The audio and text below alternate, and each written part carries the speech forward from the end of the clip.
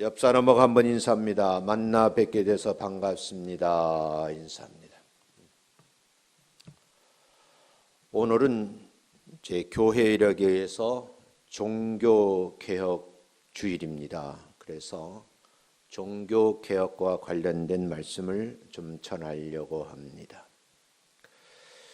교회가 성장해 감에 따라서 부정적인 측면이 부각이 되는 시대가 있었어요. 그 시대의 교회는요, 부패를 했다 그러거든요.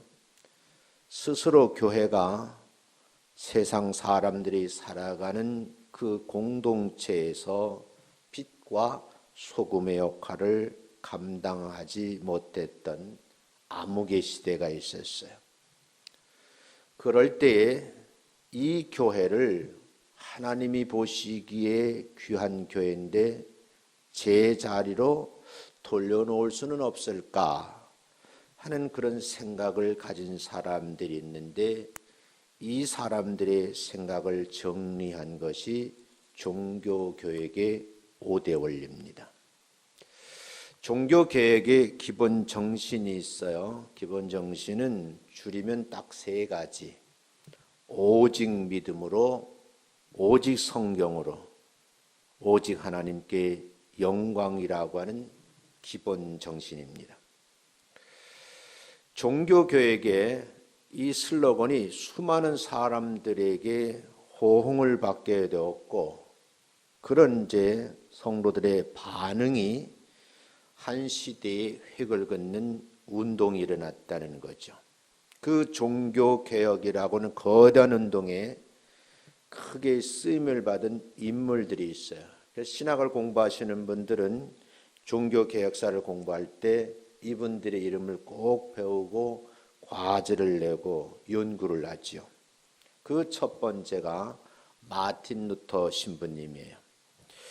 젊은 신부님이었는데요, 1517년 10월 31일에 95개의 조항을 만들어서 이 항의문을 비텐바르크 대학교의 정문 앞에 붙여놓고, 가톨릭 교회가 이런 잘못을 했으니 시정을 하라고 하는 요구사항이었습니다.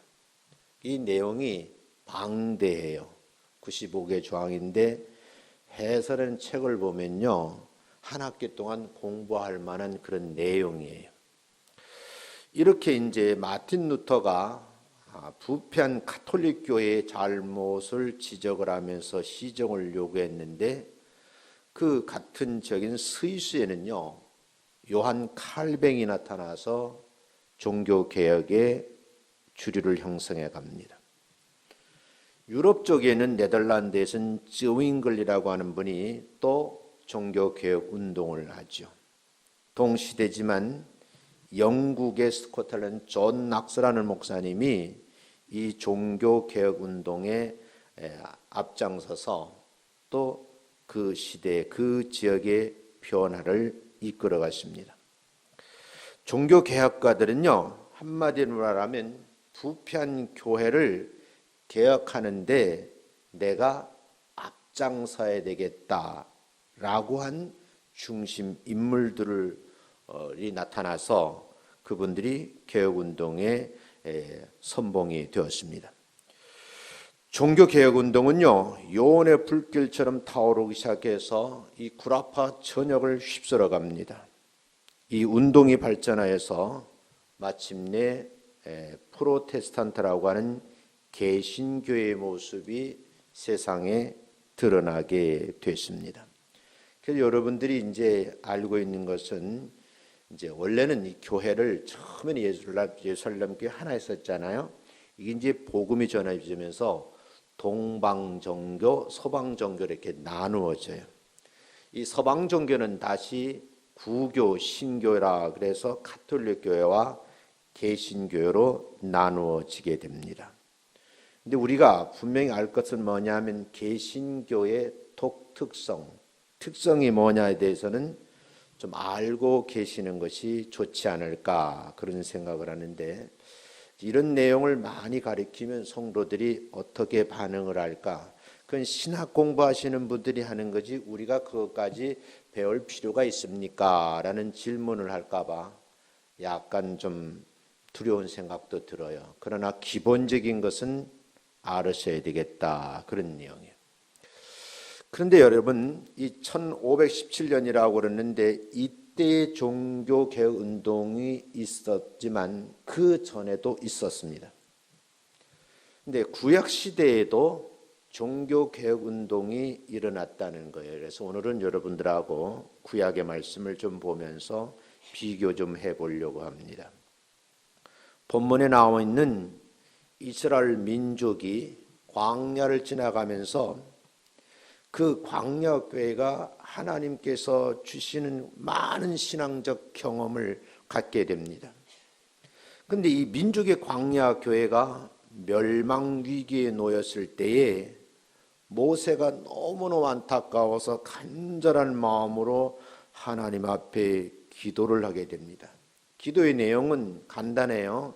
이 백성들을 구출해 주십시오라고 하는 내용이 오늘 본문의 주된 내용입니다. 종교개혁은요, 다른 말로 하면 신앙생활에 혁신을 하는 것을 말하는데 이건 시공간을 초월하는 거예요. 언제 어디에서 일어날 하는 과제이기도 합니다.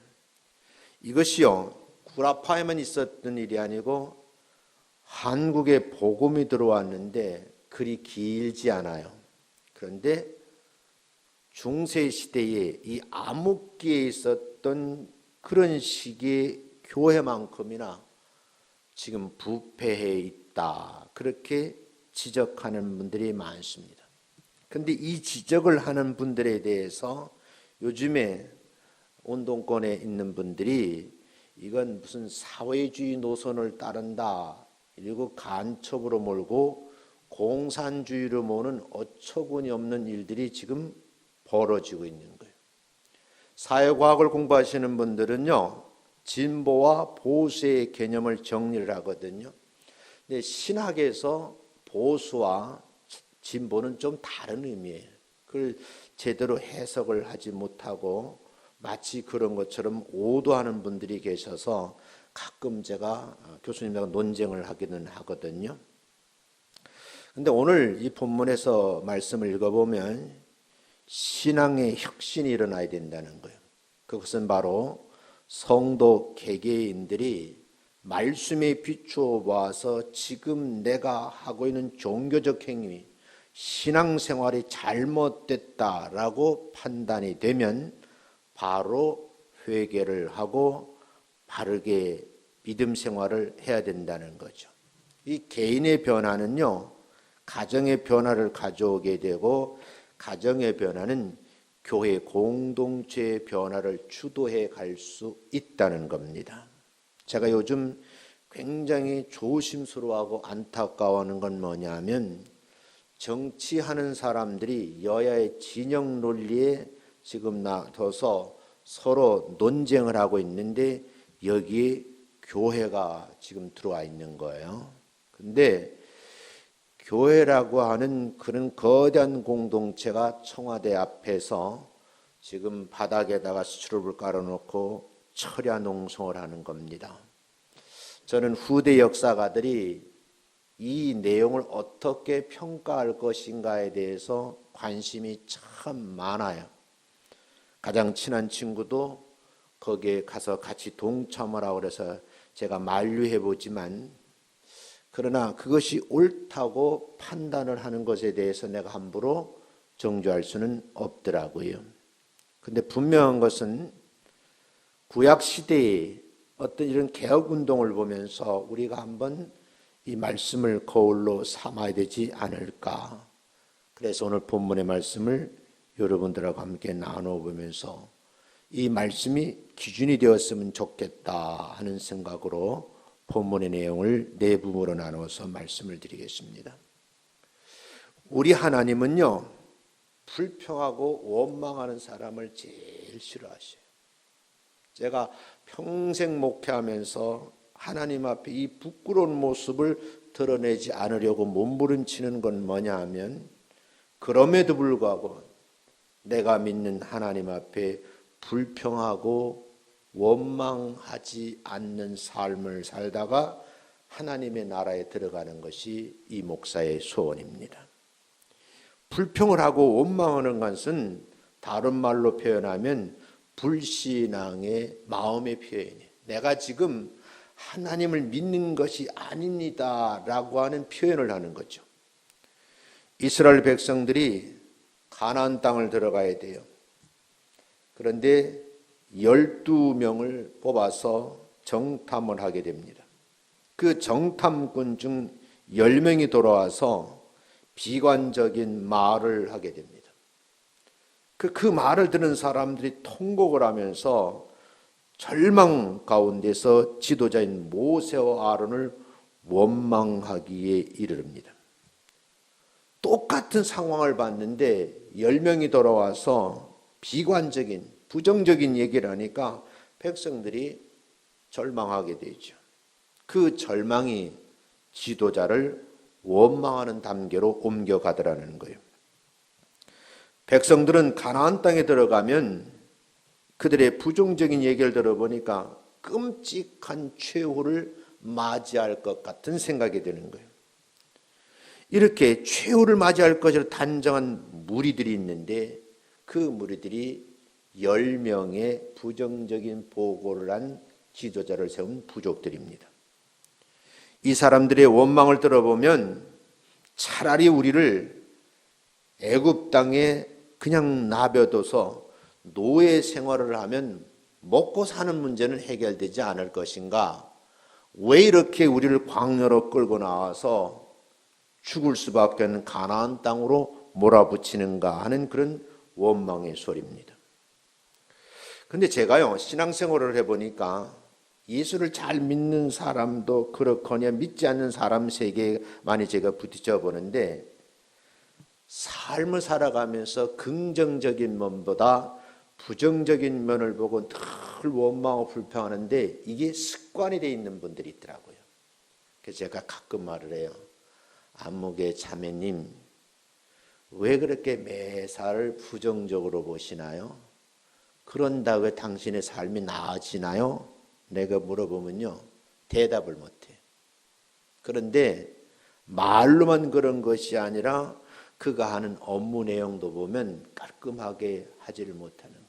그리고 뭘 시키면요, 못한다 그러고 안 한다 그러고 할 수 없다라고 얘기를 하는 거예요. 제가 그런 분에게 그러거든요. 당신은 쓰임 받을 수가 없습니다. 그래요.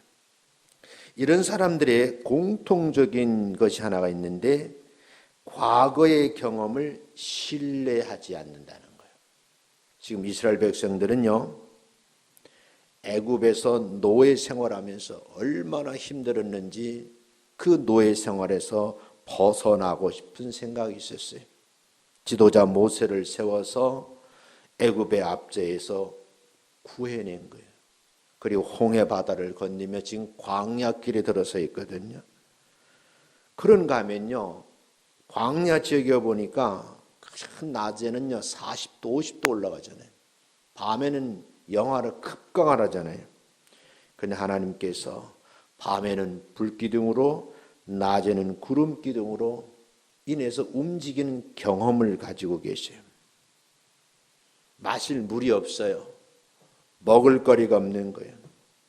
그런데 여러분, 반석을 깨뜨려서 물을 내시고 하늘에서 만나와 메추기를 내리셔서 이 백성들의 배고픔의 문제를 해결해 주는 과거의 경험이 있거든요.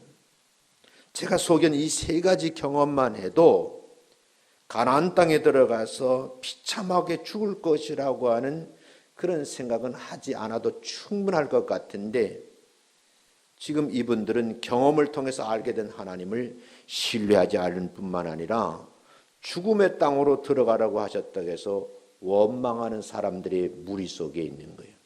원망은 또 다른 원망을 낳고요.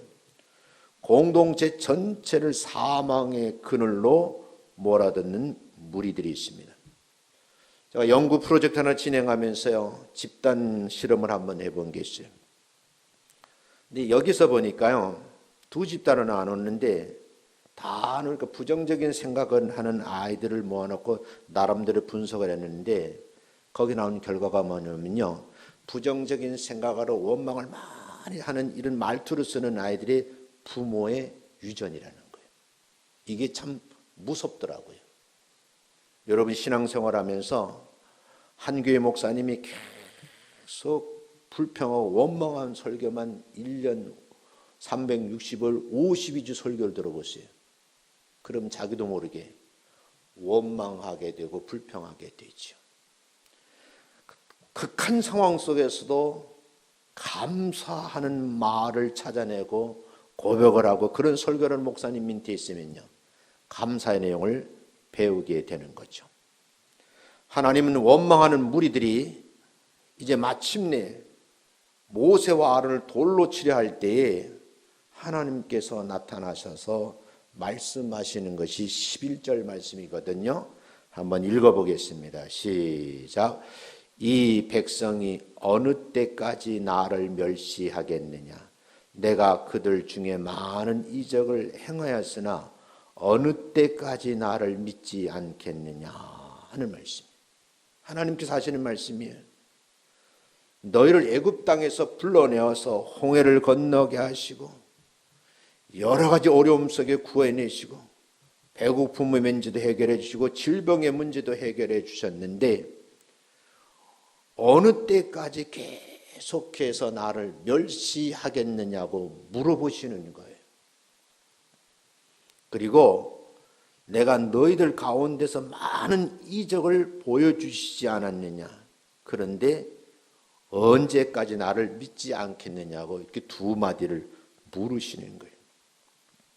만약 이 물음이 여러분에게 하는 물음이라면 어떻게 답을 하실 수 있는지요?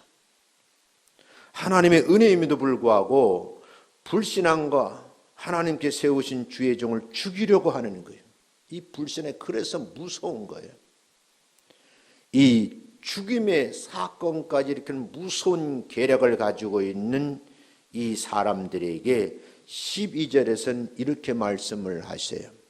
한번 읽어보겠습니다. 시작. 내가 전염병으로 그들을 쳐서 멸하고 내게 그들보다 크고 강한 나라를 이루게 하리라 그랬어요. 무서운 계략을 가지고 있는 이 불신앙의 사람들, 이 사람들이 주의 종을 해치려 하니까 하나님께서 그들 무리 속에 전염병을 퍼뜨리는 거예요. 그리고 또 하시는 말씀이 너희들이 생각하는 것보다 크고 강한 나라를 어디에다가 가나안 땅에 세우겠다는 거예요. 여기서 하나님은 공의의 속성을 가지고 계신다는 걸 알고 계셔야 돼요. 우리 하나님은 어떤 하나님이시냐? 진노하시는 하나님이에요. 우리 신앙생활을 꼭 깨달으셔야 되거든요. 그냥 내가 원망하고 불평하면 가만히 계시는 분이 아니고 반드시 뭐요? 진노하신다는 거예요. 그런가 하면 사랑의 하나님이시기 때문에 용서도 하셔요. 하나님의 공의와 진노를 무시하면 안 된다라고 하는 메시지가 숨겨져 있는 거예요. 정말 강조하고 싶은 말씀의 내용입니다. 여러분과 저는요, 하나님의 사랑만 생각하시다가 용서만 생각하시다가 하나님의 공의와 진노를 무시하는 어리석음을 범하지 말라는 거예요. 예수를 잘 믿으려는 사람들에게 어쩌면 가혹할이 많지 공의의 잣대를 대실 수도 있다는 겁니다. 그래서 이 말씀을 꼭 한번 기억해 주세요. 두 번째, 징계를 말씀하십니다. 근본적인 종교개혁의 이유가 뭘까요? 종교개혁을 주도했던 루터나 칼뱅을 비롯한 다수의 종교개혁자들은요, 중세교회가 부패해가는 데 있어서 두려운 마음이 생겨요. 그냥 있으면 이게 어떤 문제가 터질 것만 같은 거예요. 그 가운데에서 내가 어떻게 이 일을 말해야 되지 하고 두렵고 떨리는 마음으로 기다리는 겁니다. 루터에 좀 생각해 보면요, 루터는요, 가톨릭 신부이지만 기도를 많이 하는 사람이었어요. 비텐베르크 대학의 교수님이잖아요. 성경을 많이 읽은 신학 박사예요. 그리고 그 내용을 가르치는 그 학교의 교수님입니다. 루터는요, 자신의 죄를 씻기 위해서 회개기도 많이 했고요, 고행도 했고 금식하는 것을 여러분 부끄러워하지 아니하고 삶 속에 실행을 했습니다. 그리고 정말 로마를 순례형을 하기도 했던 분이에요. 여러분, 순례라는 것은요, 죽음을 각오하고 성지를 가는 거거든요. 그럼에도 불구하고 성경을 많이 읽고 가르치고 기도했음에도 불구하고 내 문제가 해결되지 않는 것 때문에 너무너무 안타까워서 순례여행을 한 겁니다. 그런데 그의 근본적인 문제는 뭐냐면 나의 죄 문제를 해결할 수가 없었다는 겁니다. 그러다가 여러분, 유명한 말씀이죠.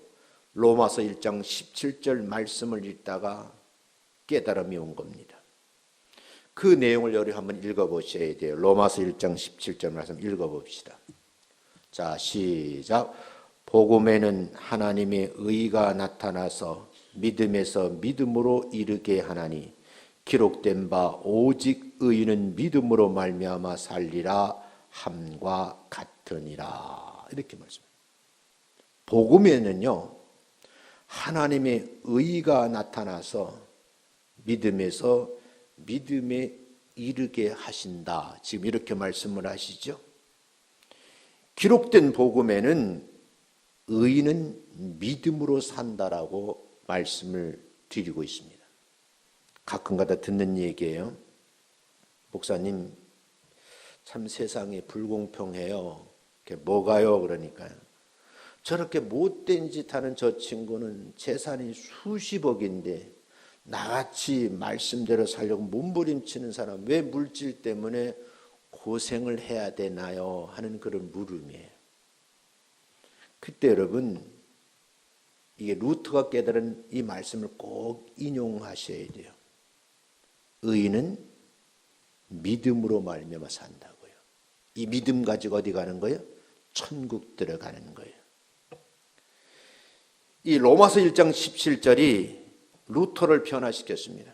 그리고 이 말씀이 종교개혁을 탄생시킨 역사적인 말씀이고요. 이 말씀 가지고 여러분이 95개의 조항을 만들어 붙이게 된 겁니다. 죄에 대한 하나님의 징계를 두려워할 때에 바로 신앙의 혁신, 종교개혁 이런 변화를 주도해 갈 수 있다. 이렇게 말씀드릴 수 있습니다.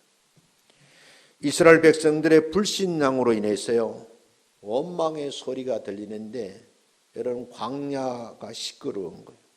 그들의 불평하는 소리가 하늘을 찌를 듯해요.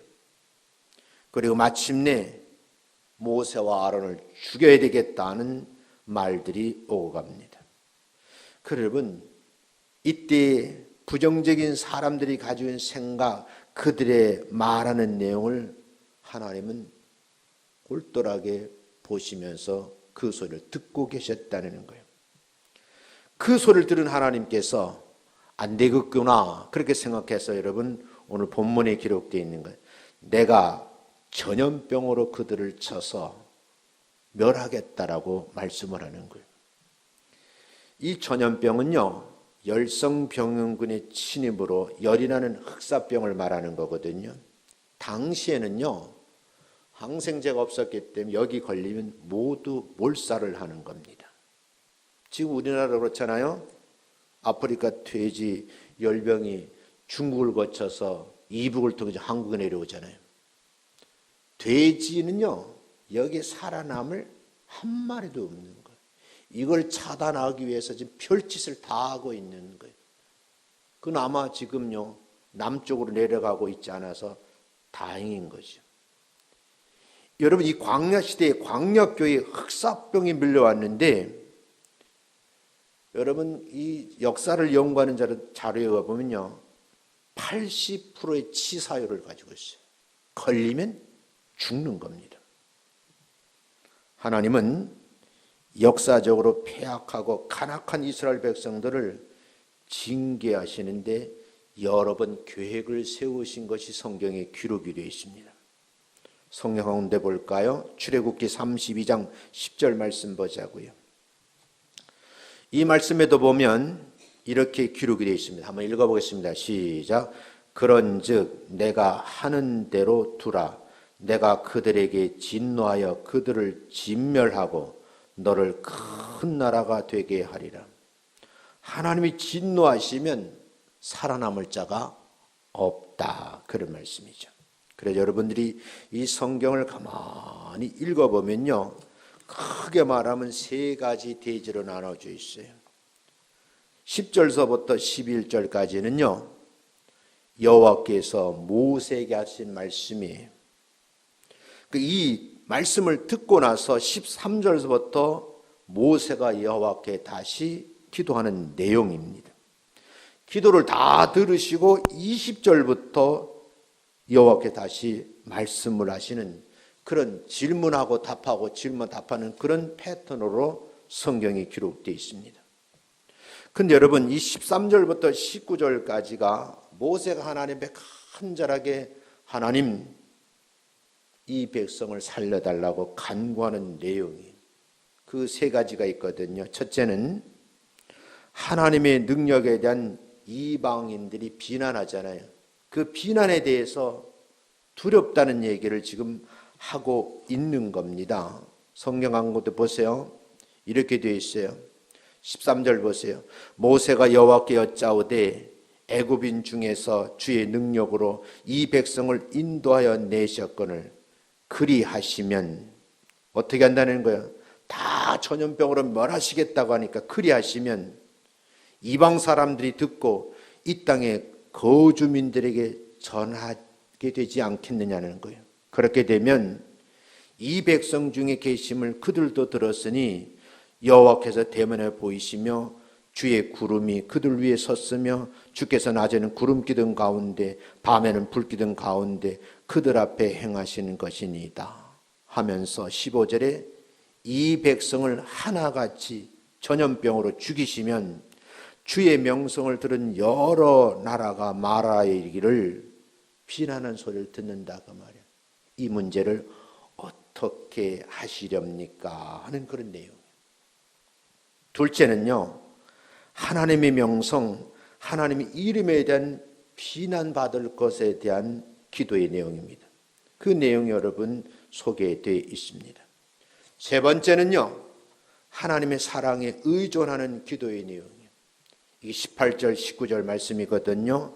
한번 읽어보겠습니다. 시작. 여호와는 노하기를 더디하시고 인자가 많아 죄악과 허물을 사하시나 형벌 받을 자는 결단코 사하지 아니하시고 아버지의 죄악을 자식에게 갚아 3, 4대까지 이르게 하리라 하셨나이다. 구하옵나니 주의 인자의 광대하심에 따라 이 백성의 죄악을 사하시되 애굽에서부터 지금까지 이 백성을 사하신 것까지 또다시 뭐요? 용서해달라고 지금 기도를 하고 있는 겁니다. 모세는요, 자신을 돌보지 않는 살신 성인의 그런 간구로 하나님 앞 매달려 기도하는데 하나님이 거절할 수 없을 정도로 그렇게 간절한 마음으로 기도를 하더라. 왜 이 말씀을 전하느냐? 지금 우리나라가 위기에 있는데요. 여러분과 제가 모세와 같은 심정으로 기도하지 않으면 정말 어려움이 올 것이다. 그런 걸 생각하면서 여러분들이 요청을 합니다. 세 번째는 이 간구를 들으시는 하나님이시요. 하나님의 징계에 대해서 겁이 난 모세는요, 백성들이 다 죽는 모습을 자기가 봐야 되니까 이 백성들의 죽음이 두려움으로 밀려오는 거예요. 백성 없는 지도자가 어디에 있겠어요? 제가 어제도 몇몇 분들하고 얘기를 했어요. 모든 분들이 고민을 해요. 모든 사람들이 일반 사람들은 많은 직업 가운데 대학 교수가 선망이잖아요. 요즘에 대학 교수님 참 불안하게 생각해요. 서울에 있는 대학 외에는 지방 대학들은 언제 내가 이 좋은 자리에서 물러나야 될지, 그것이 여러분 희미한 것이 아니라 3, 4년 안으로 다가오고 있는 거예요. 이 인구 절벽 시대가 오거든요. 쉽게 말하면요, 대학 입학 정원은 5, 60만 명인데 아이를 얼마나 안 낳는지 고등학교 졸업생들이 35만이에요. 35만 다 졸업하고 대학에 온다는 보장이 없거든요.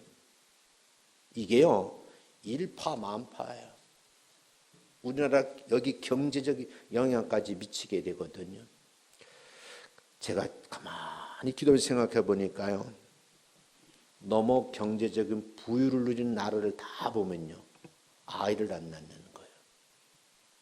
이 아이를 안 낳는 사람의 생각이 재앙을 가져오는 거예요. 그런데 이 젊은이들이 이걸 지금 깨닫지 못하고 있는 거죠. 이게 큰 문제인 것 같아요. 여러분, 이 말씀을 가만히 생각해 보면요, 정말 두렵고 떨리는 내용이에요. 지도자의 리더십을 가지고 있는 모세는요, 백성을 사랑하는 마음이 있잖아요. 용서하는 마음이 있잖아요. 가만히 있을 수가 없는 거예요.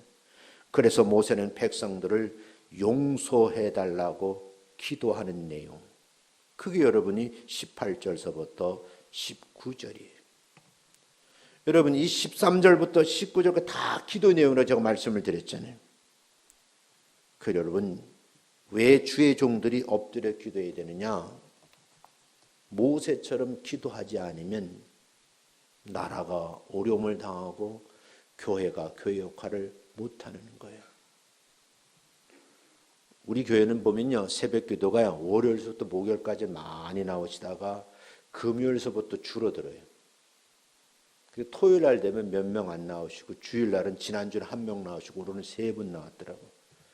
내가 5시 30분 여기서 일어났다 보면 3분 앉아서 기도하는데 그 3분이요 300명 같고 3,000명 같아요. 왜 그런지 아세요? 모세가 백성들이 흑사병에 걸려 모든 죽는 모습이 여러분 동영상처럼 보이잖아요. 이 문제를 어떻게 할까 하고 간절한 마음으로 기도하게 되는 거죠. 그런데 그 기도를 들으시는 분이 우리 하나님이시더라, 그런 얘기예요.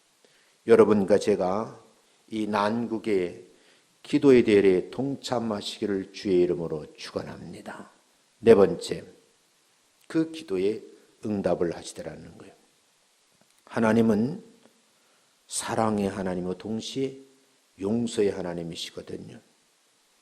우리가 분명히 알 것은 하나님은 죄를 미워하셔요. 그런데 죄인까지 미워하지는 않으신다. 그 지은 죄에 대해 반드시 회개하고 통해 자복하면 용서하시는 분이 우리 하나님이신 줄로 믿습니다. 죄를 이슬비와 같이 알게 모르게 스며드는 습성이 있어요. 그러니까 사소한 것이라 할지라도 여러분, 죄는 용납하면 안 되는 거예요. 어떤 아주머니 얘기가 이렇게 글로 써져 있더라고요. 가난한 살림살이를 하는데 일할 곳이 없는 거예요. 그 누가 와서 좀 일 좀 해달라고 갔는데 그게 마트야, 마트. 마트에 가가지고 허드렛 일 하다가 열심히 하니까 그분이 이제 계산대까지 자리로 옮겨갔어요. 계산을 다 정리하다가 보니까 돈이 남는 게 있는 거예요. 그래서 그거를 남는 돈이니까 주일한데 손해를 끼친 것이 아니니까 입마이 폭행했어요. 여러분, 이게 한 번, 두 번 시작된 나중에는요, 주인의 계산대에 직접 손을 댄 거예요. 주인이요, 판 물건하고 나무 뭐라고 다 정산해 보니까 자꾸 자리가 비는 거예요. 그래서 급기야는 카메라를 설치하고 범인을 잡으려고 했는데 범인이 잡혔어요. 그런데 이 주인이 가슴을 쥐고 통탄한 어르신인데 가장 믿었던 아줌마 종업원이에요. 그게 이제 여러분 방송에 보니까 수가 비쳐가는 장면이 있더라고요. 무슨 말씀인가 하면요, 아주 사소한 것이라 할지라도 여러분 하나님 앞에 정직하고 바르게 서야 될 줄로 믿습니다. 왜냐하면 이슬비같이 내리는데 젖는 듯 많은 듯 하는데 시간이 지나면 내 몸에 물기가 배었고 찬기를 느끼는 거예요. 이미 늦은 겁니다. 종교개혁주를 우리가 지나면서 명심해야 될 것이 뭐냐? 개인의 잘못을 즉시 회개하고 고칠 뿐만 아니라 교회에서도요, 사소한 잘못이라도 할지라도 바로 드러내고 고쳐야 된다는 거예요. 타락한 백성들은요, 이게 방법을 모르거든요. 그러니까 모세는 이 타락한 백성들을 끌어안고 간곡한 기도를 하나님께 드립니다. 그 기도를 하나님께서 들으신 거예요. 그 말씀이 오늘 성경에 기록되어 있거든요. 그 말씀 20절에 있어요. 이렇게 한마디로 정리했습니다. 내가 너의 말대로 사하노라. 모세가 너무너무 간절하면 간청을 하니까 하나님께서 모세의 말대로 사하시겠다고 말씀을 하셔요. 이 사하시겠다는 말씀이 히브리어로 살라헤티라는 말로 기록되어 있거든요. 그 말은 대신 짊어지다, 운송하다, 이 트랜스퍼 같은 그런 기능이 있거든요. 그러니까 여러분 용서가 대속이 된다는 거예요. 백성들의 원망, 불신앙의 죄를 모세가 대신해서 회개 기도를 했는데 지금 광야의 전 성도들이 용서함을 받더라는 겁니다. 그런데 중요한 것은요, 지은 죄 흔적이 남아있잖아요. 그래서 오늘 본문에 보면 40년 광야 생활을 해요. 애굽에서 나와서 장정들이 나왔잖아요. 그럼 지금으로 나이 따지면 20대, 30대 전후라고 하면 40년이 지났는데 그 젊은이들이 이제는요 60이 되고 70이 됐거든요. 그 당시에 60, 70 굉장한 오래 사신 분들이에요. 원망하고 불평했던 그 자리에 있던 모든 사람들은 가나안 땅에 들어갔을까요? 못 들어갔을까요? 한 명도 못 들어갔어요. 그리고요 다시 태어난 2세들 여호수아와 갈렙을 따랐던 사람들이 요단강을 건너서 가나안 땅에 들어가게 된다는 거죠. 저는 오늘 이렇게 결론의 말씀을 드리고 싶어. 우리 종교개혁주를 맞이하면서 하나님 앞에 잘못한 것이면 철저하게 회개하죠. 그리고 나부터 변화를 시도하죠. 내가 변해야 우리 가정이 변하고 가정이 변해야 교회가 변하는 거거든요. 근데 여러분 이게 종교개혁주의를 딱 한 번 들어서 될 일이 아닌 거예요. 저도 요즘에 고민을 많이 해요. 정말 하나님이 기뻐하신 예배를 어떻게 인도할까? 근데 요즘 교인들은 다 뭐야? 딱 1시간 예배만 원하죠. 사실은요 1시간 반 정도 예배 드리고 싶어요. 그리고 예배 시작되면 뭐서부터 해야 돼요? 참회의 기도서부터. 모든 사람들이 하나님 앞에 와서 한 30분 정도 참회의 기도를 하고 그 기도가 끝난 다음에 이제 예배로 들어가는 거예요. 그래서 그 예배가 축제 예배가 될 수 있도록. 그런데 여러분 한국 교회가 이걸 지금 못 하고 있잖아요. 왜요? 너무너무 바쁘다는 거예요. 아마 이것도 언젠가는 예배도 과거의 모습처럼 돌아가야 되지 않을까 하는 생각을 지금 하는 거예요. 너무 예배가 단순화되어 있고요. 그냥 성도 편리주의로 되어 있는 거예요.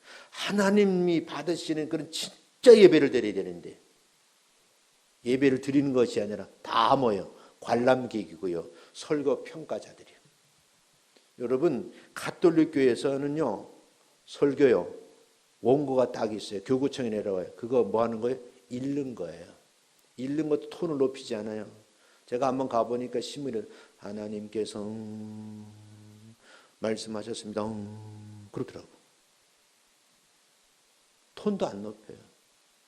여러분 가톨릭 교회인데 은혜 받았던 소리 들어봤어요? 고민을 좀 해야 될 필요가 있습니다. 사랑하는 성도 여러분, 오늘 제가 말씀드린 것처럼 루터가요. 성경을 많이 연구한 사람이잖아요. 기도를 많이 한 사람이에요. 자신의 죄 문제를 위해서 로마를 순례했던 사람이에요. 끝내 해결하지 못한 건 뭘까요? 죄 문제를 답을 얻지 못했어요. 그러다가 다시 말씀을 붙들고 로마서 1장 11절을 따가 회개를 하게 된 거예요. 그때 그 말씀이 뭐예요? 복음에는 이 말씀을 듣는 자 믿음에 믿음으로 들어가는 거예요. 오직 의인은 믿음으로 살리라. 이 모토를 가지고 여러분 한 주간 동안 승리하시기를 주의 이름으로 축원합니다. 기도하겠습니다. 하나님 아버지,